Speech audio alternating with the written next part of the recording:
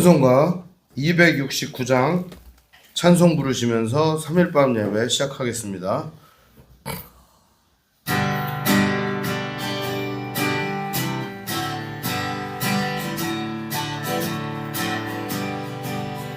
그 참혹한 십자가에 주 달려 흘린 피 샘물같이 늘 흘러서 죄 씻어 주시네. 값없어도 다 나와서 내 죄를 고하면 흰 눈보다 더 희도록 참성 열어드리. 나 믿노라 나 믿노라 그 보혈 공로를 흠없어도 피 흘리사 날 구원하셨네. 저 흉악한 한 강도는 제 죄를 깨달아 죄 없으신 주 예수를 구주로 믿었네. 죄 지은 죄 흉악하나 주 예수 믿으면 같이 곧 용서 받으리. 나 믿노라 나 믿노라 그 보혈 공로를 흠없어도 피 흘리사 날 구원하셨네. 온 백성의 죄 사하신 하나님 어린 양 그 십자가 지심으로 온 인류 구했네. 저 영원한 새 나라에 다 같이 모여서 금고 문고 한 곡조로 새 노래 부르리. 나 믿노라 나 믿노라 그 보혈 공로를 흠없어도 피 흘리사 날 구원하셨네. 아멘. 기도하겠습니다. 하나님 아버지 감사합니다. 오늘도 주님 은혜 가운데 3일밤 예배를 드립니다.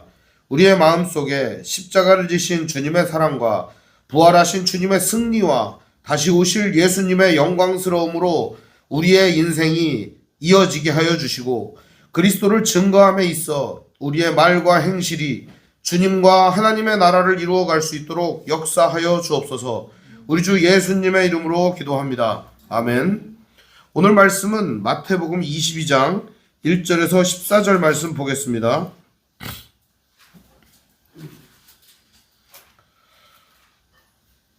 마태복음 22장 1절에서 14절입니다. 우리 한 절씩 번갈아 가며 읽겠습니다.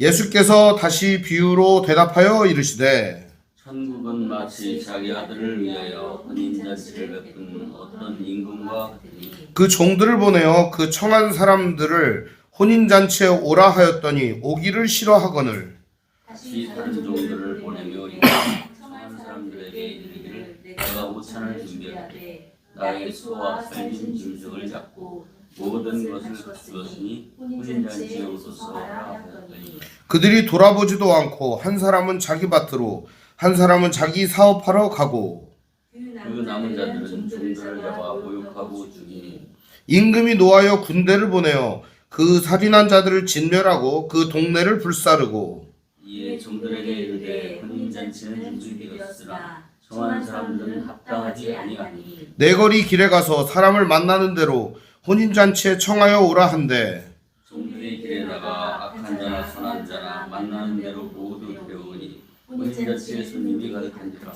임금이 손님들을 보러 올세 거기서 예복을 입지 않은 한 사람을 보고 이르되 친구여 어찌하여 예복을 입지 않고 여기 들어왔느냐 하니 그가 아무 말도 못하거늘 임금이 사환들에게 말하되 그 손발을 묶어 바깥 어두운 데에 내던지라.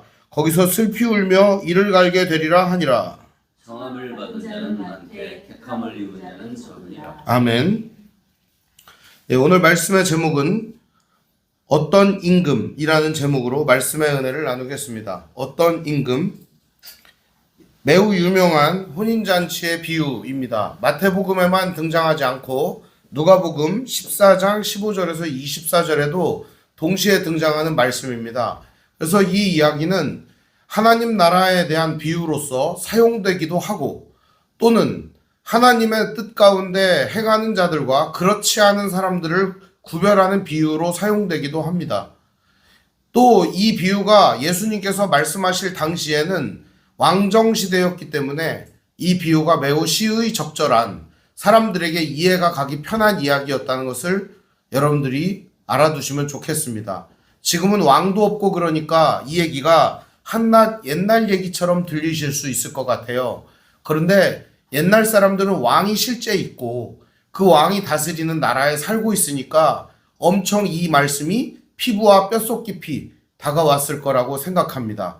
그래서 오늘 이야기는 실제적이고 현실적이고 삶 속에 매우 와닿는 이야기라고 할 수가 있습니다. 오늘 임금이 없는 이 시대에는 이 이야기가 다소 과장된 옛날 이야기처럼 들리실 수 있겠지만 이 말씀을 통해 우리도 이때 당시의 상황들을 좀 짚어보면서 오늘 우리들의 삶을 주님 앞에서 다시금 점검해보는 시간이었으면 좋겠습니다. 먼저 오늘 말씀은 이렇게 시작을 합니다. 예수께서 다시 비유로 대답하여 이르시되, 이렇게 얘기합니다. 예수님은 왜 대답을 하셔야 했냐면 대제사장들과 바리새인들은 예수님의 이야기를 듣고 열이 받았습니다. 씩씩거리면서 말했습니다. 죽여버려야겠다. 저 시골에서 올라온 저 거지 같은 놈이 우리의 밥그릇을 걷어찬다. 그리고 오늘 우리의 인기와 부와 명예를 저놈들이 다 싹쓸이를 하려고 하는구나. 실제로 여러분들의 인생에서 누군가가 여러분의 밥그릇을 뺏으려고 하고 여러분의 직장과 여러분의 일거리와 여러분의 인기와 여러분의 칭송을 빼앗아 가려고 한다면 여러분은 기분이 어떻겠습니까? 근데 그거를 하려고 하는 분이 예수님이에요. 그럼 여러분 어떻게 하시겠습니까? 그것을 예수님 내 거를 다 가지세요 이렇게 하겠습니까? 아니면은 예수님 이거는 안 돼요 이렇게 하시겠습니까? 아마도 마음이 산란하실 거라고 생각이 듭니다. 저에게도 그런 질문을 한번 해봤습니다. 과연 예수님이 이거 다 가져가면 예수님한테 다 드려야 하나 그런 생각이 들었습니다. 네, 잠깐 고민했어요. 잠깐. 내 것이 아니라 원래 주님의 것인데 내가 당연히 주님께 드려야지 그런 생각이 들었어요. 잠깐 고민했어요. 오늘 우리들도 다 같은 마음이실 거라고 생각해요. 우리에게 주어진 모든 것은 주님의 것이고 우리가 잠깐 빛을 발하고 이 땅에서 살아가고 있는 영광스러움에 잠깐 맛을 보는 그 쾌락의 달콤함들은 결국에는 하나님의 것이고 하나님이 우리에게 선물해 주신 인생의 희로애락의 일부라는 사실을 말입니다. 오늘 우리에게 주어진 인생은 그런 겁니다. 하나님이 우리에게 허락해 주신 그 삶의 한 조각이라는 것입니다. 예수님께서는 그들에게 다시 비유로 말씀하셔야만 했습니다. 왜냐하면 비난하고 욕하고 예수님을 죽이려고 하는 그들 앞에 내가 메시아다, 내가 구세주다 암만 얘기해봐야 들어먹히지 않을 상황이기 때문에 이들에게 피부에 와닿는 이야기 하나를 전해주기로 합니다. 그리고 시작한 이야기가 2절부터 14절까지의 이야기입니다. 천국은 마치 이렇게 시작하죠. 그러니까 이 비유가 어떤 비유예요? 천국에 대한 이야기임을 알 수가 있습니다. 이 마태복음에서 천국, 킹덤 오브 갓 얘기하는 것, 하나님 나라에 대한 이야기는 어떤 것이냐? 이 마태복음에서 말하는 천국이라고 하는 개념을 좀 이해를 하셔야 돼요. 물론 사복음서에 다 같은 얘기를 하고 있지만 마태복음의 천국은 절대적으로 지존하신 하나님 그리고 그 하나님의 아들이신 예수 그리스도를 통하여 이 땅이 통치되는 것을 의미합니다. 물론 다른 복음서에는 마가복음엔 인자 기독론이 등장을 하고 요한복음에서는 어떻게 보면 희생당하는 어린 양에 대한 이야기를 보여주고 있어요. 물론 마가복음에도 그게 나오지만 누가복음에는 잃어버린 자를 찾으시는 하나님의 아들, 하나님 아버지로 묘사되고 있습니다. 오늘 여기 마태복음에서는 하나님의 아들로서 그리고 하나님의 권위 있는 아들로서 등장하고 있습니다. 그래서 이 이야기가 더 그들에게 미치도록 뼛속 깊이 다가오는 겁니다. 왜냐하면 메시아가 올 때 하나님의 아들로서 오기 때문입니다. 천국은 마치 자기 아들을 위하여 혼인잔치를 베푼 어떤 임금과 같으니, 혼인잔치를 어떤 임금이 베풀었대요. 그런데 임금은 혼인잔치를 그냥 하지 않잖아요. 우리 아들이 결혼합니다. 그러면 누가 결혼하는 거예요? 왕자, 황태자가 결혼하는 거잖아요. 그러면은 사람들한테 얘기를 할 거죠. 우리 아들이 결혼합니다. 황태자가 결혼한다. 그러면 로마에서는요, 어떤 일을 했냐면 말을 탄 이 케루스라고 하는 사람들이 말을 타고 소식을 전하는 거예요. 캐리그마가 왔다. 이 캐리그마라고 하는 것은 복된 소식, 기쁜 소식, 복음, 그런 말이에요. 이 캐리그마를 전달하는 거예요. 이게 유앙겔리온이라고 하는 거예요. 복음. 근데 이 복음을 막 전하는 거예요. 복음이다. 황제의 아들이 태어났다. 얼마나 기쁜 소식입니까? 국본이 자리매김을 한다는 얘기니까요. 후계자가 생겼다는 얘기잖아요. 근데 더군다나 결혼을 한다니까 얼마나 기쁘겠습니까? 경사가 난 거죠. 그런데 희한합니다. 임금은요, 이 소식을 갖다가 어떤 방식으로 전하냐면 3절에 보면 그 종들을 보내어 청한 사람들을 혼인잔치에 오라고 합니다. 원래요, 이거를 갖다가 길에다가 뿌리는 즉시로 혼인잔치에는 사람이 미어터지게 옵니다. 권력자들과 온갖 사람들이 모이게 되어 있습니다. 그런데 이 임금의 혼인잔치에는 아무도 안 와요. 대신에 누가 오냐? 청함을 받은 사람만 와요.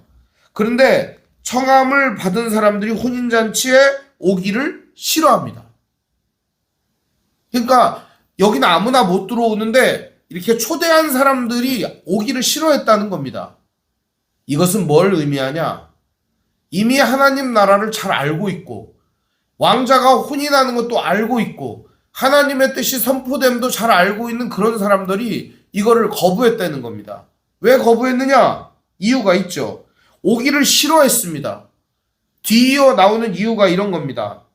다시 다른 종들을 보내어 이르되 청한 사람들에게 이르기를 내가 오찬을 준비하되 나의 소와 살찐 짐승을 잡고 모든 것을 갖추었으니 혼인잔치에 오소서 하라 하였더니 이 임금은 최선을 다합니다. 너희들을 위하여 잔치를 벌였고 여기 오면은 너희들을 위해서 모든 것이 준비되어 있으니 제발 와라. 제발 축하해다오. 이러는 겁니다. 그랬더니 그들은 5절에 보니까 돌아보지도 않고 한 사람은 자기 밭으로 한 사람은 자기 사업하러 가고 그 남은 자들은 종들을 잡아 모욕하고 죽이니. 상상이 갑니까, 여러분? 실제 이런 일이 유대에서 일어났습니다. 로마 황제가 개선하고 돌아왔어요. 전쟁을 승리를 하고 그때 유다에서 어떤 일이 벌어졌냐면 세금을 내야 하냐 말아야 하냐 하는, 로마에다가 세금을 바쳐야 되냐 말아야 하는 문제로 사람들이 봉기를 했어요. 들고 일어났어요. 그때 사람들이 세금 바치지 말자고 했습니다. 그리고서 폭동을 일으켰어요. 로마에서는 군대를 보내서 그 사람들을 싹 죽였습니다. 죽여가지고 그 목을 쳐가지고 길에다가 걸었어요.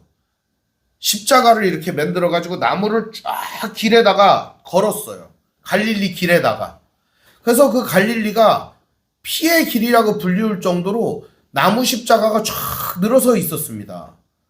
노예혁명 때도 그렇게 잔혹하게 로마 사람들은 노예들을 죽였어요. 그 정도로 폭동이 한참 일어나가지고 많은 사람들이 죽었던 시점입니다. 그러니까 오늘 얘기는 이미 있었던 실화를 바탕으로 예수님이 하신 얘기인 거예요. 임금이 혼인잔치를 벌였고 초청까지 했다. 그런데 안 간다고 했다. 안 간 이유가 뭐냐?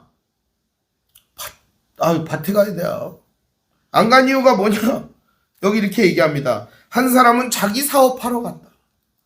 사업하고 밭에 가요. 근데 임금이 초대했는데 사업이 중요합니까? 밭이 중요합니까? 가야죠. 안 그러면 어떻게 해요? 바로 이게 가는 거 아니겠습니까? 죽는 거예요. 그런데 왜 이들은 그렇게 했을까요? 임금을 우습게 여겼다는 것이죠. 하나님의 권위를 인정하지 않는 바리새인과 서기관들에 대한 이야기입니다. 구약에 이미 예언되어 있고 하나님 말씀이 메시아가 온다라고 예언이 되어 있지만 그 말씀을 깡그리 무시하는 사람들의 이야기인 것이죠. 그러면서 이렇게 말합니다. 이에 종들에게 이르되 혼인잔치는 준비되었으나 청한 사람들은 합당하지 않다. 이게 무슨 얘기냐면요. 이 전에 이야기가 있어요. 바로 그것은 남은 자들이 종들을 모욕하고 죽였기 때문에 임금은 군대를 보내가지고 이 모든 살인한 사람들을 진멸하고 동네를 다 불사르고 죽여버립니다. 그러니까 아예 없애버린 것이죠. 그리고 새로운 사람들을 초청을 합니다. 그랬는데 잔치가 다 준비되어 있는데 청한 사람들이 합당하지 않다는 거예요. 초청을 했으면 와야 되고요. 왔으면 축하해줘야 되잖아. 이게 당연한 건데 이들은 결혼식에 와서도 축하해줄 마음이 없고 결혼식에 실제로 오지도 않았고 이것은 전체적인 그림에서 보면은 매우 위대한 이야기인 것입니다.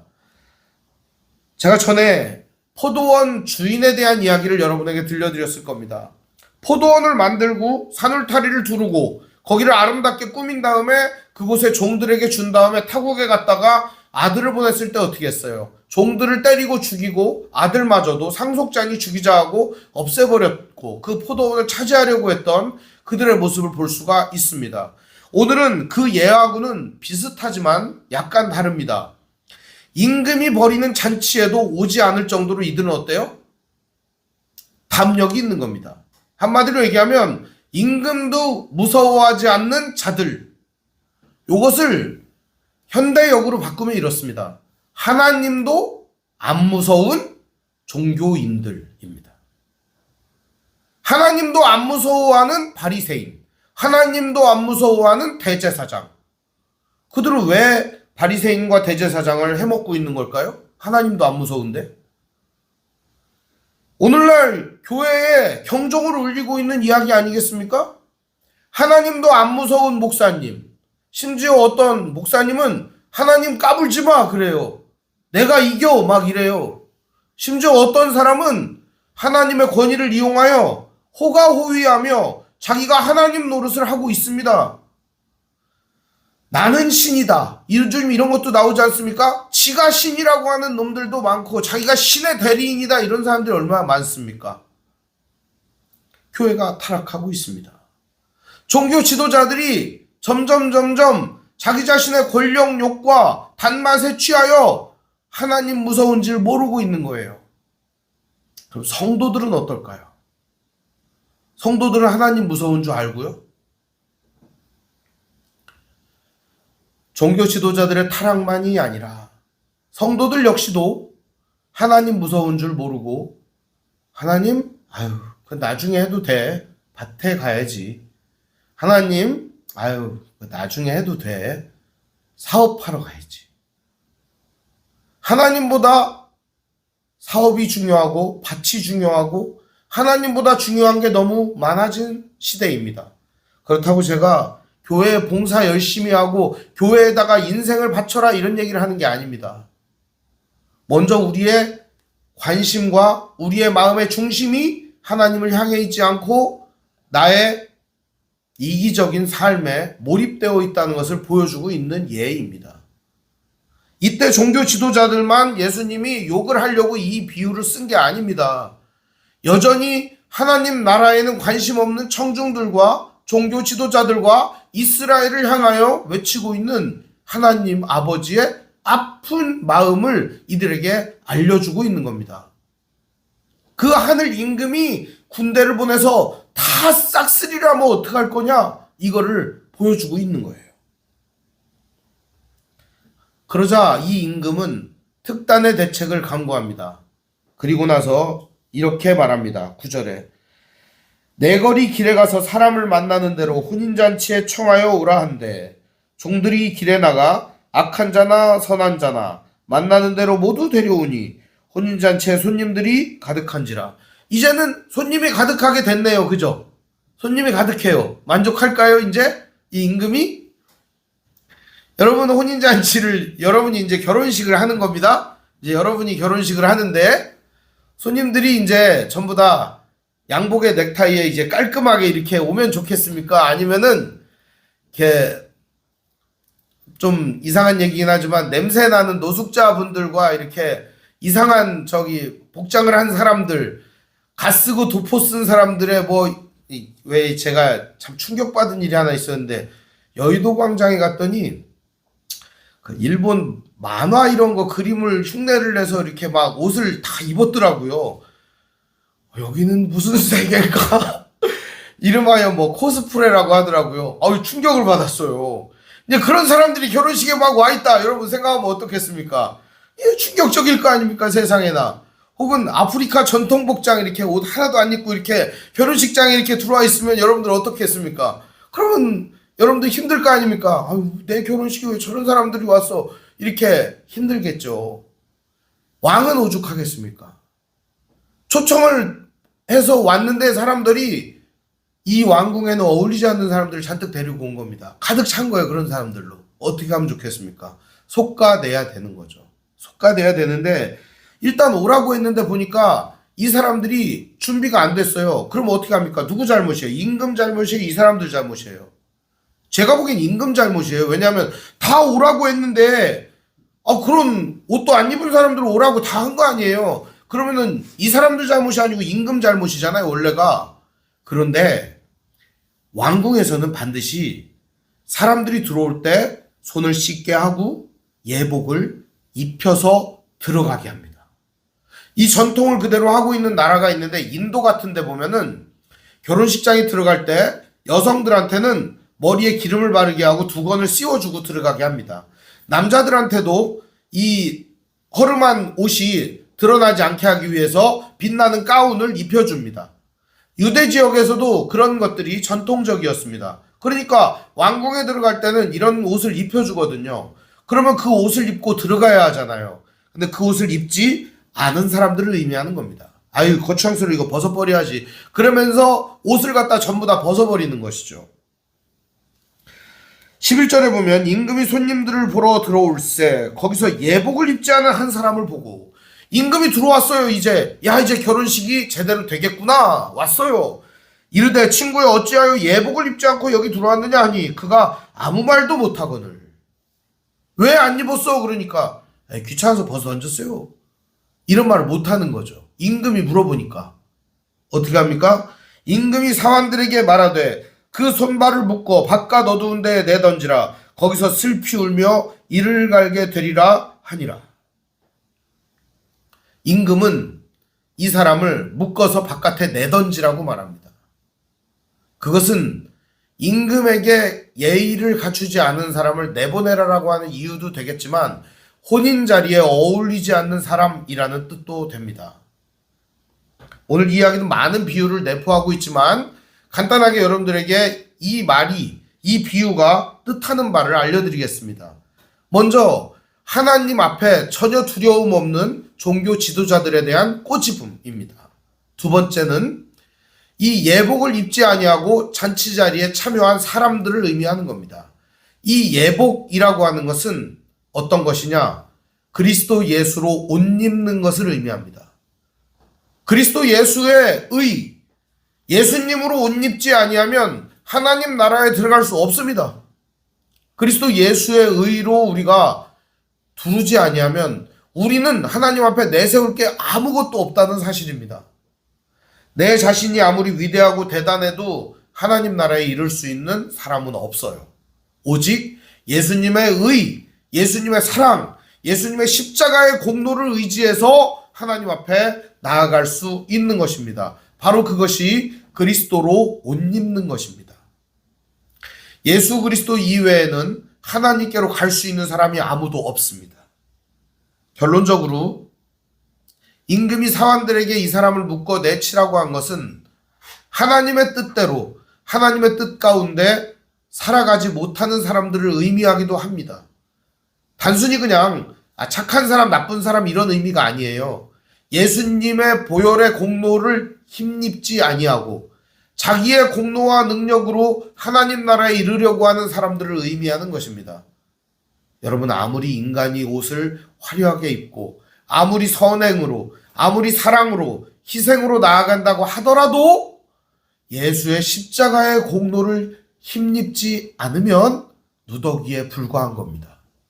인간의 헌신과 사랑은요, 그리스도 예수의 옷으로 입지 않으면은 아무리 우리가 잘났다고 하더라도 그것은 벌거벗은 것과 같습니다. 결론적으로 청함을 받은 자는 많되 택함을 입은 자는 적으니라 이렇게 말씀하고 있습니다. 오늘도 그리스도의 초청잔치에 청하는 분들은 많이 있습니다. 전도를 하죠. 그리고 초청을 합니다. 하나님 나라가 가까웠으니 회개하고 복음을 믿으라고요. 주님을 믿으라고요. 예수님을 믿으라고요. 하나님께서 나중에 심판하실 때가 있다고요. 예수님 다시 오신다는 얘기를 합니다. 그럼에도 불구하고 받아들이지 않는 사람들이 있다는 것입니다. 여기에는 두 종류의 사람이 있겠죠. 청함을 받은 자는 누굴까요? 직접적으로 그 메시지에 응했던 사람들, 직접적으로 이 메시지를 배척했던 사람들, 그들 중에 누가 있는 거예요? 택함을 입은 자는 적다는 겁니다.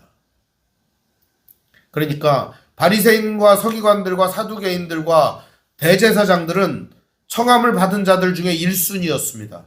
그러나 그들은 하나님의 권위를 인정하지 않았으므로 이 잔치에 합당한 자들이 아니었고, 그리고 그리스도 예수로 옷 입지 아니하고 자기 의로 포장된 신앙을 가지고 있었던 사람들은 하나님 나라에 이를 수 없고, 결론적으로 청함을 받은 자는 많지만 택함 받은 자는 적다는 사실입니다.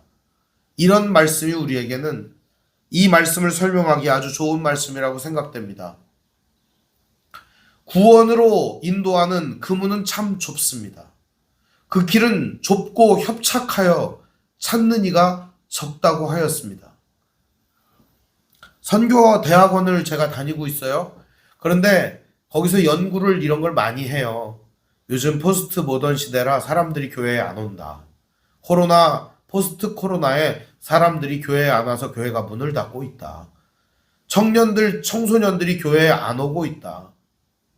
교회가 점점 어려워져서 결국에는 한국에 있는 그리스도인들이 4분의 1이 줄었다더라. 심각한 위기의식을 느끼고 있어요. 근데 제가 좀 찬물을 끼얹는 얘기를 했어요. 그들이 뭐 다 얘기합니다. 이렇게 하면 부흥된다, 이렇게 하면 부흥된다, 막 얘기를 많이 하더라고요. 제가 찬물을 끼얹는 얘기를 좀 했어요. 그 길은 좁습니다. 그 문은 좁습니다. 찾는 자가 적어요.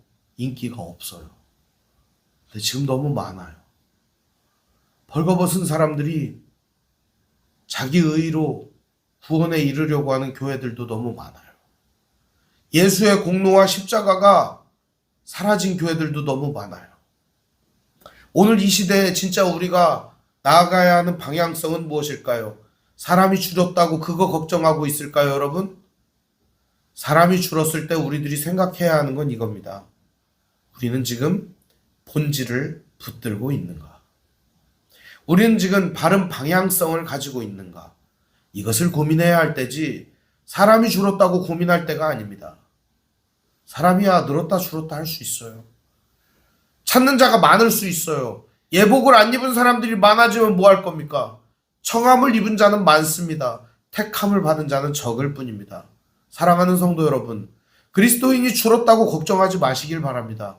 하나님의 구원의 손길을 힘입은 사람들은 늘어날 겁니다. 우리는 끊임없이 복음을 전파해야 하고, 그 복음을 받은 사람들은 그 복음을 가지고 또 다른 이에게 복음을 전파하게 될 겁니다. 이 복음은 능력이 있고 힘이 있거든요. 다만 우리가 하나님 나라를 걱정해야 하는 건 그게 아니에요. 지금 우리는 바른 방향성을 가지고 있는가? 바른 본질적인 믿음을 소유하고 있는가? 지금 나는 하나님을 두려워하며 하나님의 명령 앞에 순종하고 있는가? 이것을 두려워해야만 합니다. 사랑하는 성도 여러분, 혼인잔치의 비유는 사람이 많이 오고 적게 오고의 이야기를 다룬 게 아닙니다. 하나님의 초청에 응할 것이냐를 우리에게 보여주고 있습니다. 오늘 여러분 모두 하나님의 초청에 응한 사람들입니다. 이제 우리가 해야 할 일은 그리스도 예수로 옷 입고 예수 그리스도를 의지하여 주님께서 우리 각 사람 마음에 부어주신 성령 하나님의 인도하심을 따라 살아가는 것입니다. 오늘도 이 성령의 인도를 따라 살아가는 믿음의 형제 자매들 되시기를 바랍니다. 기도하겠습니다. 사랑과 은혜가 풍성하신 아버지 하나님, 은혜와 사랑을 감사드립니다. 연약한 우리들의 마음속에는 지금도 여전히 내가 무엇을, 내가 어떻게 여기에 초점이 맞춰져 있을 때가 너무나도 많습니다.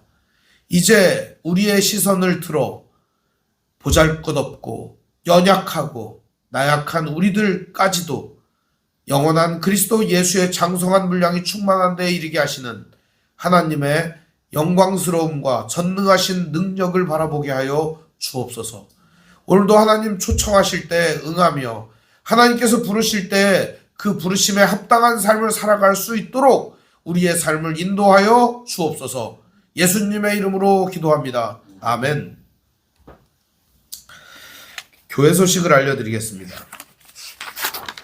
오늘 함께 예배하신 모든 분들 주님의 이름으로 환영합니다. 우리 옆 사람과 인사합니다. 사랑합니다. 사랑합니다, 여러분. 오랜만에 수진이도 왔네요. 사랑합니다. 네. 하나님 말씀인 성경을 가까이 두고 매일 읽으시고 기도로 하나님과 교제하시고 말씀대로 사랑하며 사시기를 바랍니다. 목회자의 경건을 위해 기도해 주시기 바랍니다. 정치 지도자들과 남북관계를 위해서 기도하시기 바랍니다. 가난한 자들과 소외된 자들을 도우며 기도하시기를 바랍니다. 선교사님과 가족을 위해서 기도하시기 바랍니다. 아픔과 고통 중에 있는 성도를 위해 기도하시기를 바랍니다. 러시아 우크라이나 전쟁 종식을 위해서 기도하시기 바랍니다. 이태원 참사 희생자 유가족들을 위해 기도해 주시기 바랍니다. 튀르키예 지진 피해자들을 위한 모금을 지난 주일에 하였습니다. 그리고 총회에 전달하였습니다. 여러분 고맙습니다.